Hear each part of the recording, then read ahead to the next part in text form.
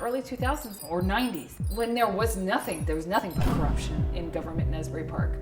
We still had galleries and artists and all these people coming in doing amazing things. Music, restaurants, the initial investors.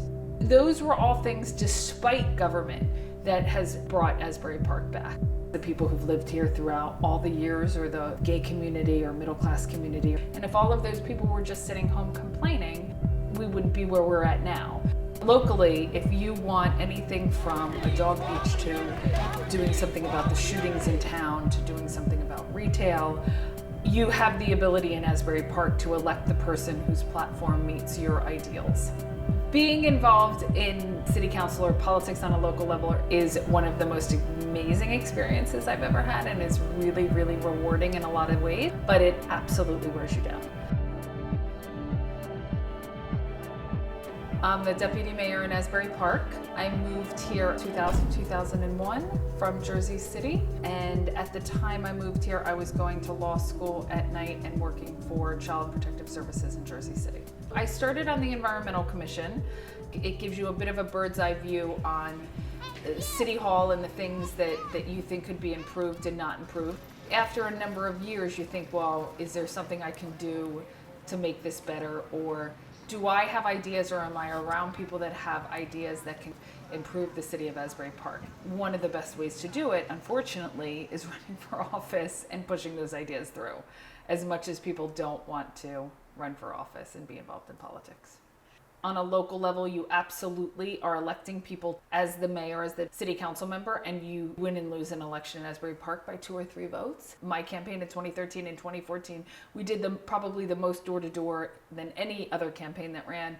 And when you knock on 2,000, 3,000, 4,000 doors, and you have the same consistent issues, whether you're on Deal Lake Drive, whether you're in Southwest, whether you're on Cookman Ave, whether you're in the waterfront, examining those issues and trying to come up with reasonable solutions, but not just giving people I'm going to take care of that once I'm elected.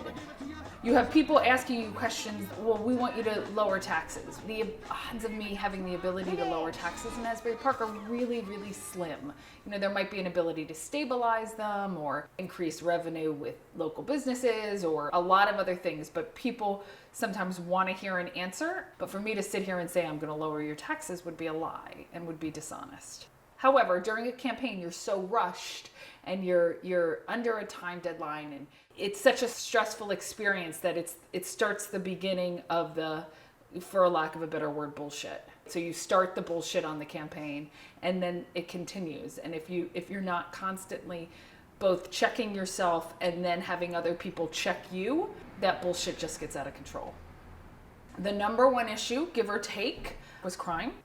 What to do about it, I think more people in this town scratch their heads trying to figure out what to do. What we were able to promise people and I think deliver on was increasing foot patrols, which is a positive thing twofold. One, you get to know them in the community and start to at least weed down some of the distrust. And you get more of a police presence without it being militaristic. As for Asbury being broken up into 2 sides, and the waterfront and the west side, this town is a town that absolutely works genuinely on how to, we call it kind of bridge the gap, ensuring that all of Asbury Park is represented in the city council, which I think we tried to do, keeping a dialogue open on it. But it's complicated. It's a complicated gap to bridge. All parts of Asbury Park are concerned about being priced out, myself included. We have a council right now that's really mindful of development in town. And the waterfront redevelopment plan calls for 3,000 condos, and certainly members of the city council think, is that really what's in the best interest of Asbury Park?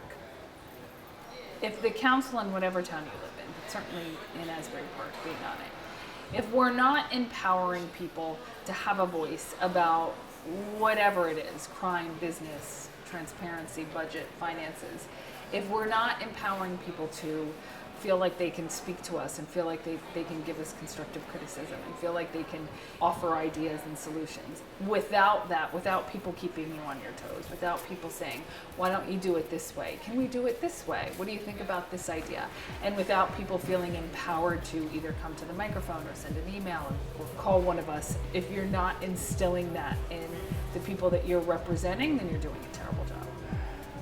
The most powerful thing I think I've seen in Asbury Park is the community uniting together to just kind of build this place up. So whether it was the residents who've been here for years, whether it was the churches, the artists, the musicians, the gay community, I think seeing everybody in here whose primary goal is to, you know, for all intents and purposes, see Asbury Park succeed. I think that one uniting factor has been an amazing thing both to witness and to be a part of the process of. I think wherever you go in town, people feel a sense of pride in Asbury Park and they feel a sense of diversity in Asbury Park, and you combine all of that and you get a really, really passionate group of people. Pledge allegiance to the flag of the United States of America and to the republic for which it stands, one nation, under God, indivisible,